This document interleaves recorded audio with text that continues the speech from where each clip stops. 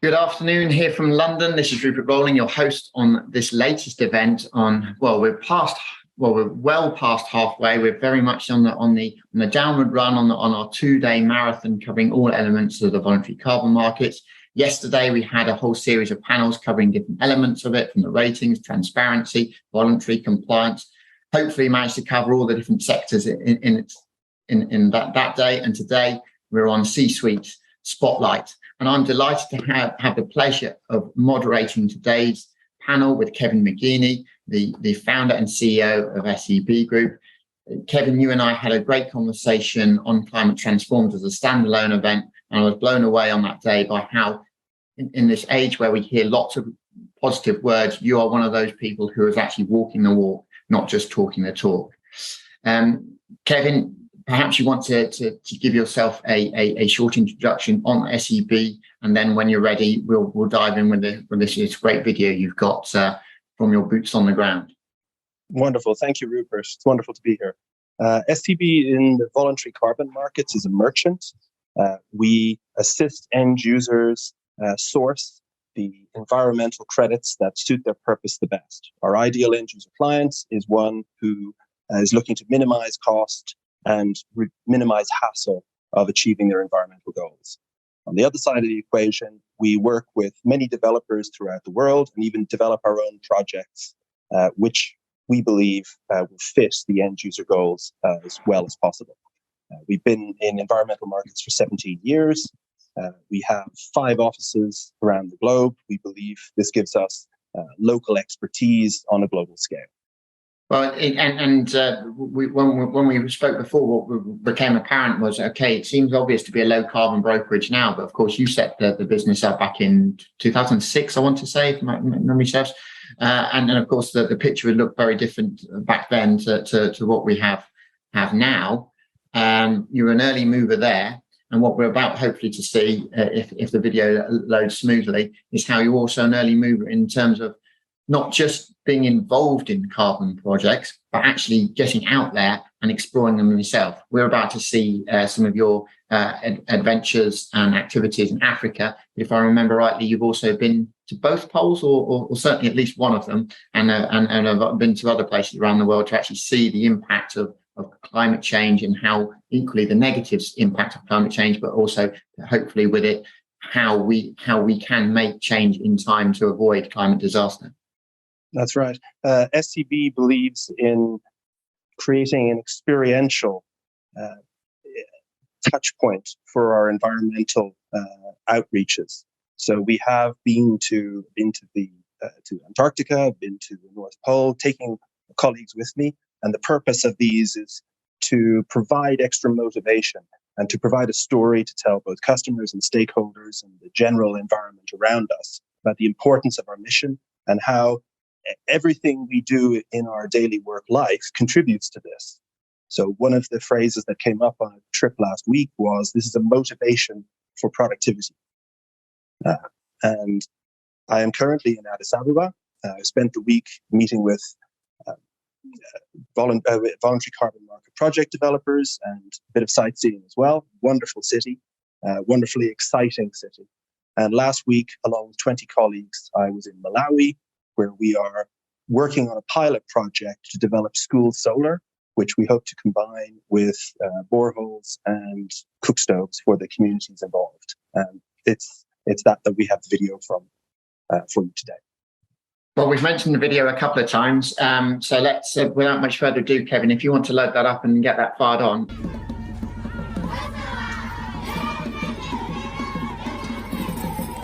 Welcome to Malawi, the beating heart of Africa. Along with 20 colleagues from SCB, we're here in Chengome as guests of the community to celebrate their newly built school. The school was developed by the US-based NGO Build On in cooperation with the local community and the local authorities, and part funded by SCB. This is the third such development in which SCB has been involved.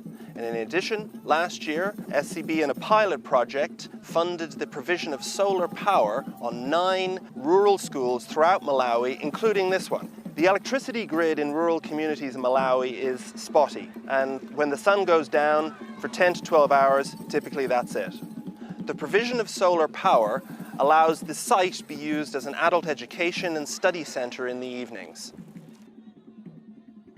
Last week, along with my colleagues, we were in a different location about 4 hours from the capital Lilongwe. We were assisting a different community dig the foundations in their very own village school. All of us have received a wonderful welcome in Malawi, and we're very much looking forward to our return. United Nations Sustainable Development Goals call for universal access to affordable, reliable and modern energy services. With solar, hydro and wind, Africa has the capacity for 1,000 times its current electricity consumption from renewables. SCB has registered the school's solar as a voluntary carbon market project, and it is under review.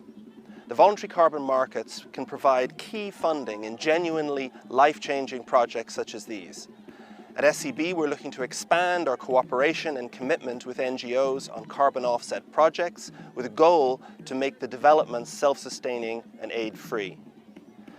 500 million people across Africa have no access to electricity, and the continent as a whole has a per capita consumption only a seventh of that of Europe. As Africa develops and as its population increases, it is vital for us to decouple the connection between electricity provision and CO2 emissions. If renewable energy CO2 avoidance projects don't get the funding they need, we'll simply end up with more CO2 to remove, possibly more CO2 than we can remove. It is for this reason that with Africa as a geography, I see no difference in merit between additional CO2 avoidance projects and any nature-based CO2 removal project. All of us at SCB are excited to play our small role in Africa's development and energy transition. Zikomo.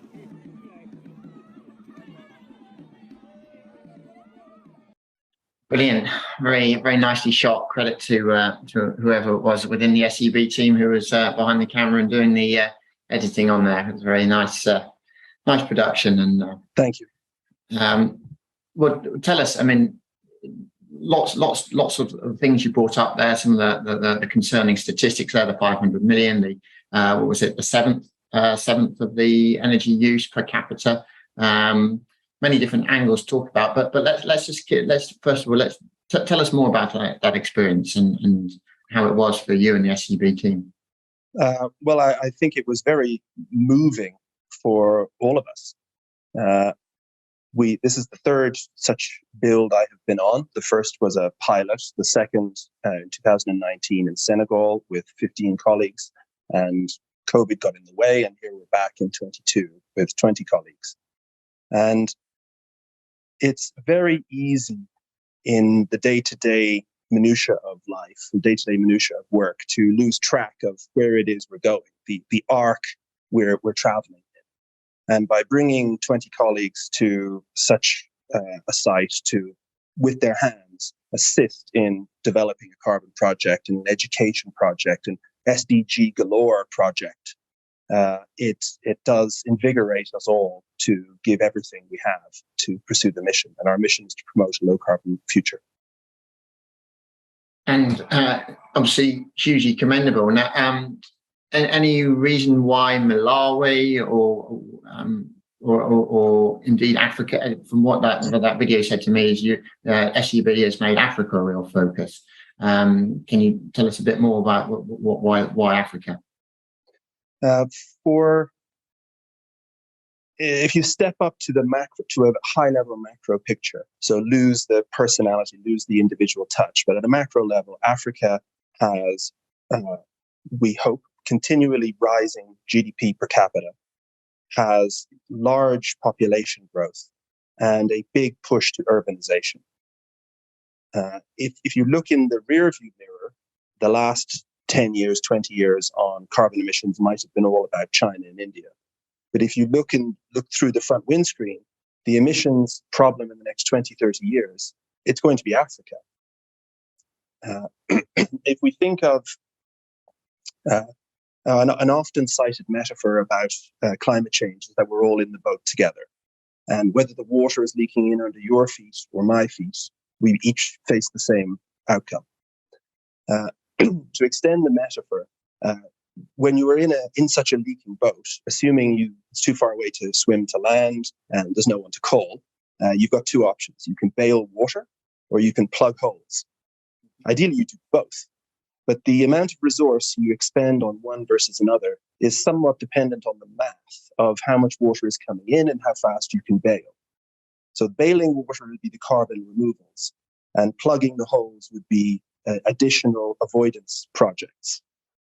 And we see with Africa that there is a real need for large-scale renewable energy to grant universal access to affordable, reliable, and modern energy services, SDG 7. And that can only come from renewable energy. So it is a target for us for this reason. It is so precious, it is so important that we get it right.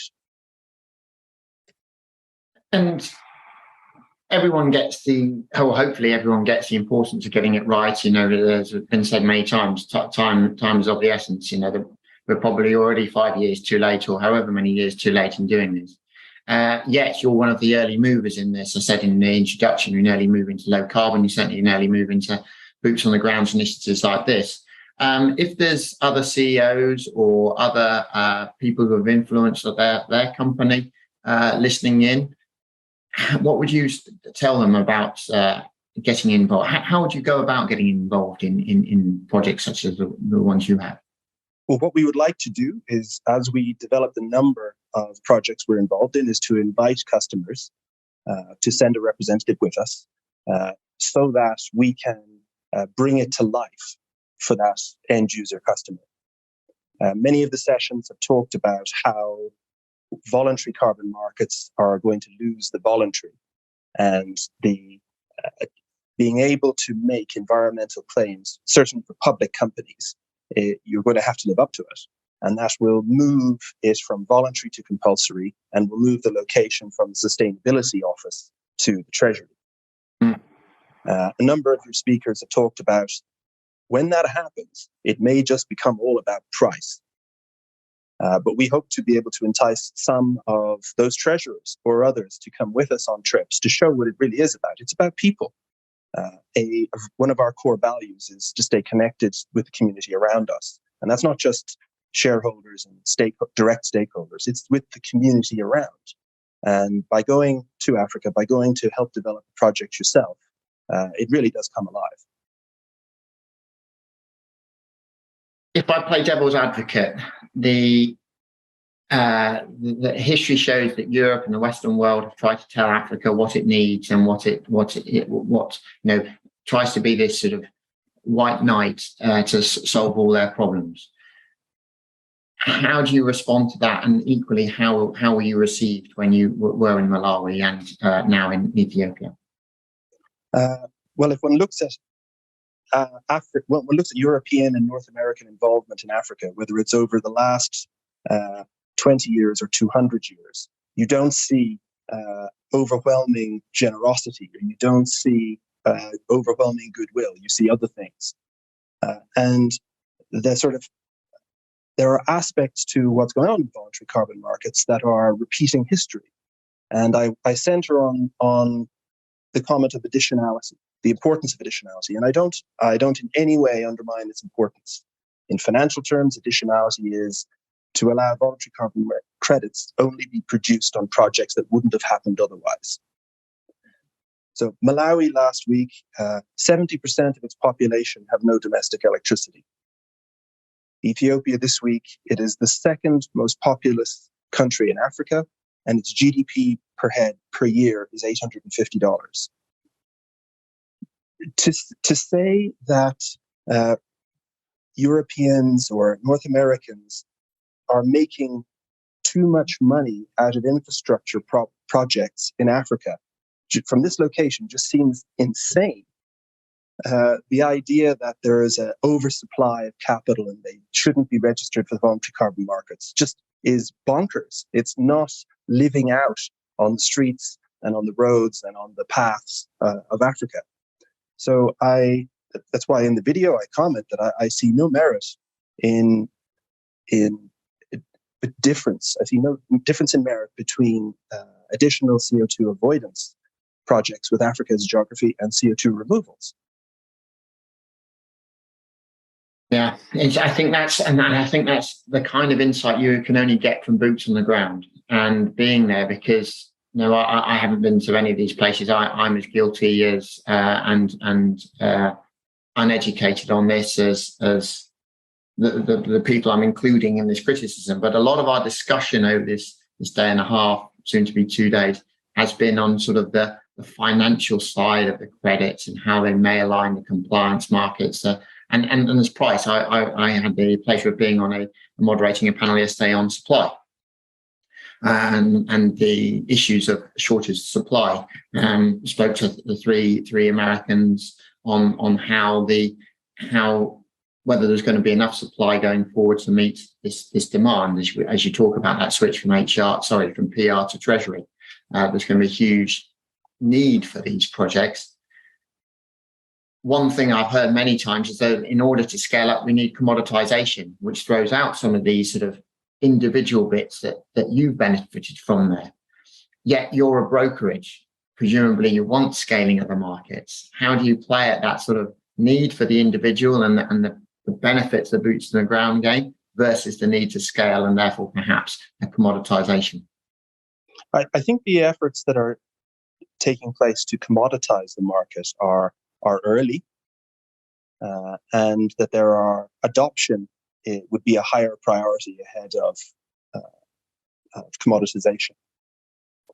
And when one looks at how the voluntary carbon markets talks about itself, we often see best getting in the way of better. In fact, it's just happening continually, sometimes for commercial interest and sometimes accidentally, that best gets in the way of better. And the mantra that I would evoke is just transition, and let's just celebrate the steps we have forward. So what if too much time is taken looking for exactly the right type of market before an organization takes place? Well, isn't that just an excuse to do nothing? Or isn't that the same outcome as a climate change denier?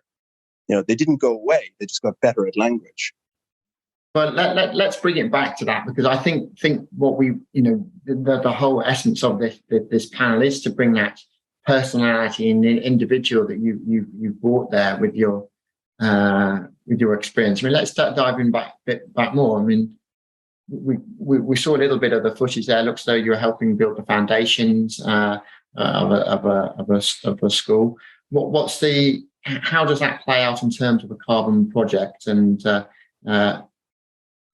what are the next steps from here? So in this micro example, our goal is to see if we can crack NGO funding that's self-sustaining and aid-free. And I can assure you we're not there yet in our journey. The idea is to promote education through the provision of primary schools in rural locations, put solar, which would be a carbon project, on the roofs, making them adult education centres and study centres at night. At the same time, borehole to bring in the same location, to bring the school as to even more of a central point for the community, and then the provision of improved cook stoves for the rural community around. And the idea is, if you can do all three in one location, you can try and minimize cost to then turn it from an aid situation to a self-sustaining. That's the ambition. And you mentioned aid. Which aid partners are you working with, and has the Malawi government also been helpful in this process? No, we are the aid partner, so we're funding it, but we're trying to crack it so that the revenue that we would get from sales of carbon would compensate for the full investment. It's not we're nowhere near, but that is the plan. And I know for a lot of NGOs, if there are opportunities to gain another source of income, they're very, very interested. And if there's an opportunity with at the end of the road being something self-sustaining, then that's fantastic. So the idea is that this by bringing three different elements of a project together, housing them together, there's multiple credits generated from that, and the ultimate sale of those credits will cover the cost SCB of enabling getting this venture off the ground. Yeah. So that's the goal with this one. Presumably, because of the nascent nature of the market, that's not going to be the case with the Malawi one, but you're using it as a base case for the next one. Is there other projects planned? Yes, we have a pipeline of project developers we work with, and a pipeline of different projects, different geographies, predominantly LDCs around, not just in Africa, but also in other locations that we're working with. And this is recycled profits from previous activities. This isn't debt finance. Banks are not quite ready for that. This is recycled share capital into these projects. I should perhaps say at this point that for those of you hopefully tuning into Climate Transform for the first time today, this is very much an interactive platform. So whether you're tuned in via C-Event or via Zoom, there's chat and Q&A functions there to get your questions to Kevin, and Brigitte will field those for me and get them in, so we can try and get some of your questions to Kevin throughout the course of the next half an hour or so as well. The schools project is that, I mean, it sounds like there's a human element that's come through to you numerous times on it. It is, and how you're saying that you talked about the growth of Africa, and how your argument, how that the removal versus avoidance, it matches out there. Does that personality, does that personal touch, does the education something that really motivated you behind this project? Yeah, that is in fact how we first came to it. The best investment one can make to change the future, one's own future or somebody else's, is in education. And so we have long supported on our CSR program educational projects. And then when we were first introduced to this by some industry partners, we thought, well, this is exactly what we've been looking for, that we didn't know we were searching. Sounds, I think, no giveaway to say your island sounds almost you're about to quote, sing an U2 lyric there, but yeah. But you in previous bits you've been, I remember when I interviewed you before, and we touched on the intro about you being to the poles, or the Antarctica and the North Pole. Malawi, of course, obviously completely contrasting geography. Whilst you're there and whilst you're in Ethiopia, have you seen any signs of the impact of climate change there, and some of the problems Malawi and Ethiopia are facing? Yeah, you can certainly see the deforestation for biomass energy. So cutting trees down to have 3-stone open fires to boil water or to cook food. You can see that all over the place. Ethiopia has, I believe, had over the last 15 years, the percentage of land under forest went from 15% to between 11 and 12%. And that's in 15 years. So you can see ever more people going to ever greater lengths for biomass for power. So that's one aspect of it. On the water side, we did visit one site where the borehole that had been there for quite a number of years, it was now no longer functioning. The water table had shifted. So having had running water through the pump for many years, to have it suddenly go is going to be quite a grim thing for that village. We talk about, obviously we're in our echo chamber a bit. We're on a voluntary carbon market 2-day marathon. I'm representing Climate Transformed, your financial services company that specialises in low carbon projects. So at times I think we could easily get misled on this. How do the people in the Malawi and Ethiopia, when you speak to them, what's their response to the climate crisis? Are they feeling it or is it just to give us a sense of how the locals respond? Well, both wonderfully warm people, and because our presence there is to assist with specific projects which are aligned with the communities, both the individuals and the authorities in those communities, we are greeted with wonderfully warm smiles at all aspects, because they want what we want, and we're helping them achieve their best future. We're not doing it for them. So it's a wonderful greeting. Wonderful greeting, yeah. You've got considerable heft as SCB, but still there'll be other companies with far bigger heft than you in there, and these aid-based projects. You've spoken before how you would ideally like to take members of other people's teams with you on the next venture. I'm just trying to get back to that idea of scalability. I mean, how do we not need every company, to be doing? Well, this is a great point.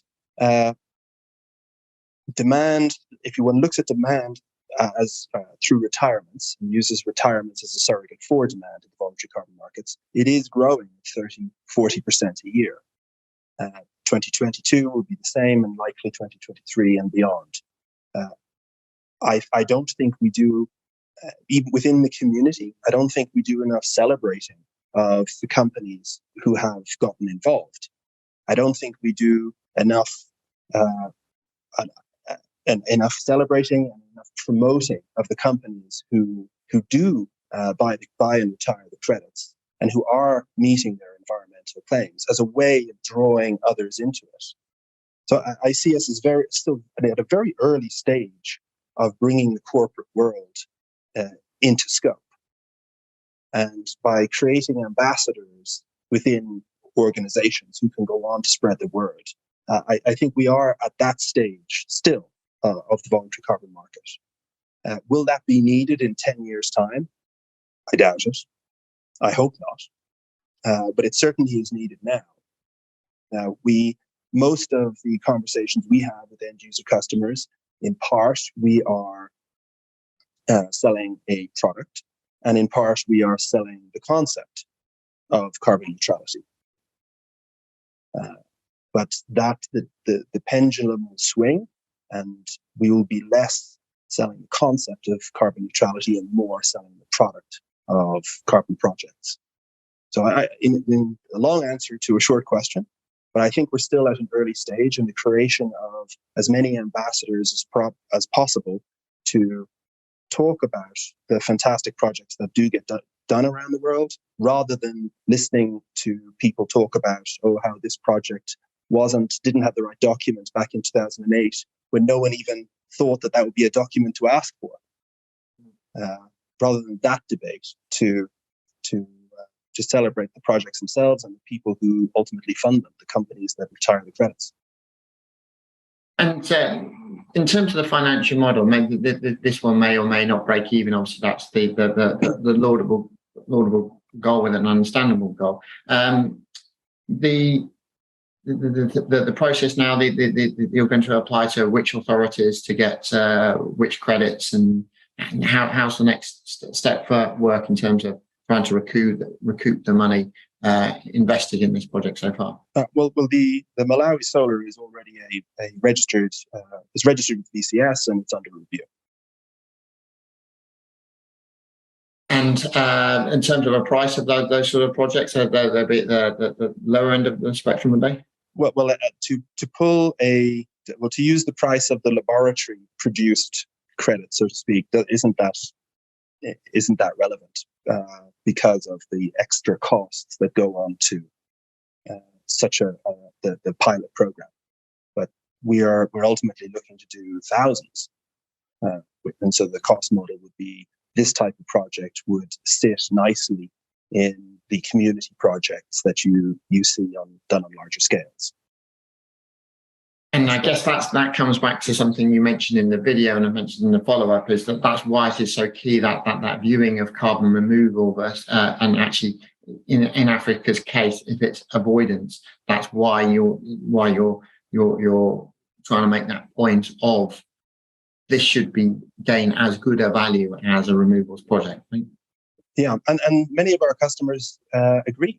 Many of our customers see it the same way and highly prize African renewable energy, both in LDC and the wider continent, because they see and come to a similar conclusion that in looking forward, this is a must-solve issue. I would add that many of the protocols talk about the importance of removal projects for balancing once one has achieved net zero, which I totally agree with. But the time frame that one is talking about there is 2030, 2040, 2050, not 20 now. And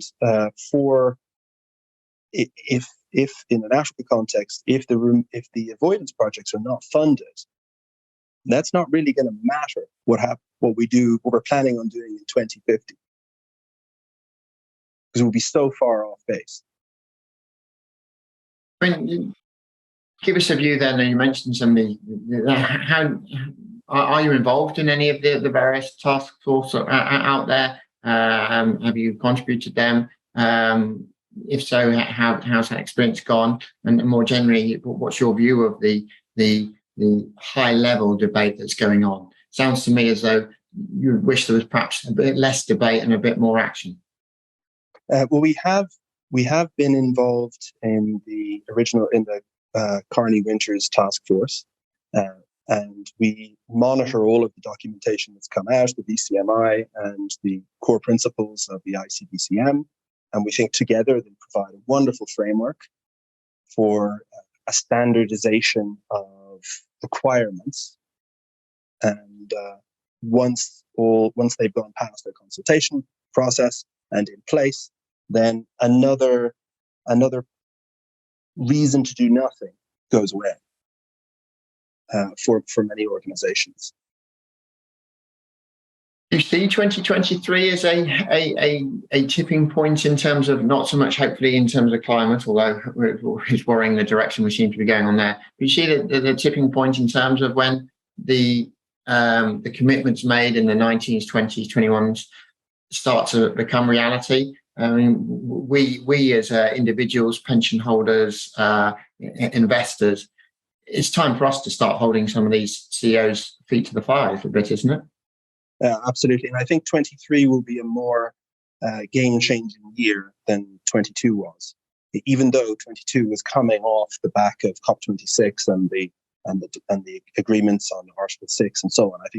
I think it takes time, and that it is legitimate for it to take time for companies to want some element of standardization, an element of standardization on environmental claims, the requirements from the SEC in the US and on the London Stock Exchange for exactly how you're going to talk about it and what it is, in the format of what you're going to say. It's great.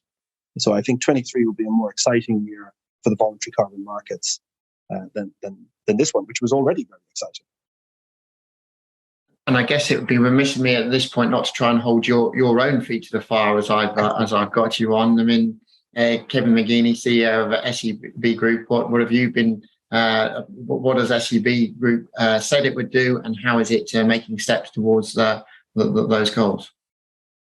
I believe our strategy in voluntary carbon is to target end users with environmental goals that they wish to achieve as cheaply as possible with as little fuss as possible. That's our target. And through outreach, we encounter two types of potential customer. One is who have those environmental goals and know what they want to do, and others who are considering it, and different approaches to bring them on. That was our main activity for the year, and it will be our main activity next year. And have you found a change in the way those conversations are going? Are you finding, I presume the nature of your being markets led is you'll create the products that the market dictates. but also is there an element of you trying to create create products that you think the market needs? How do new products get created? As a merchant, we see ourselves as client-led. If you like, we'll sell the T-shirts to whatever concert is on in the background. And so we engage with our customers, find out what it is they're looking to do, and then we're targeting them for them to achieve it as cheaply as possible with as little administrative hassle. And if we get onto some of those products, which products have really seen which products seen the most growth over the last year or so, and which products do you anticipate seeing the most growth over the next 5 to 10 years? Great question. In a couple of the sessions, folks, and I mentioned it earlier, folks talked about the shift from PR to treasury on consumption. Well, our observation was that it was always that, it could be because we're looking for that, that's what we find. But it has always been a strong issue of price. And another thing mentioned a couple of times is that we have to remember that a ton of CO2 has to be a ton of CO2. And there are additional SDGs, but maybe we need to carve them out and view them separately.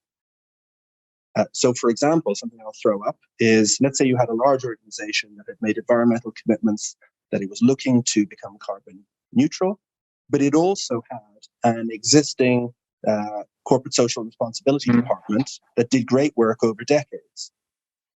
You don't the shareholders or the stakeholders don't necessarily want to take money from CSR and give it to the environmental claim. Because with the SDGs, there is so much CSR style work in carbon offset projects. It's up for each individual company to decide its balance of where it wishes to have its resources. The company might want to be carbon neutral and do so as cheaply as possible, and have its CSR very local to its locations and geographies.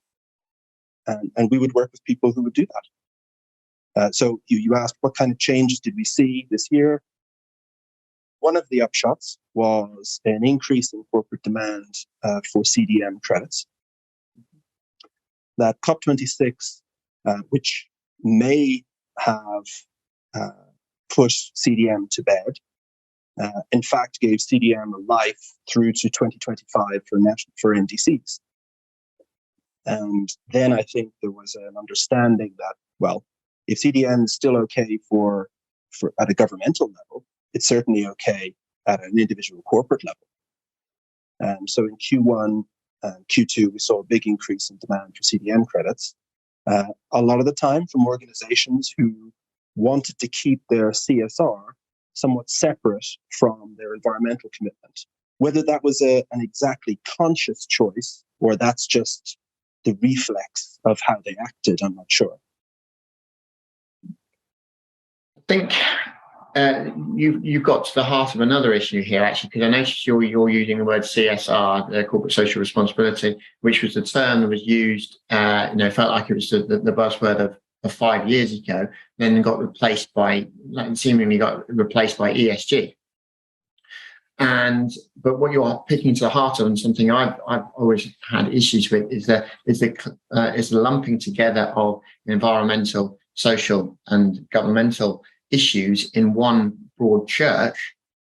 Then the very nature of doing so, it dilutes the individual impact of those. Now, understandably, and I'm not going to criticize things for this, the E element of that gets the most focus, but the S and the G get lost in that. So by bringing it back bringing back that term CSR and keeping them separate is a neat way of doing that. I mean, how do you feel about the ESG as a movement as a whole? I'm tremendously excited by ESG as a movement as a whole, and I'm convinced on the financial economics. I have read through some wonderful research studies using now 10 years of data, showing that ESG investments as a sieve lead to better outcomes. So higher risk-adjusted returns from ESG investments. Fantastic. What better reason to adopt them if you were a corporate or to adopt them if you're an investor?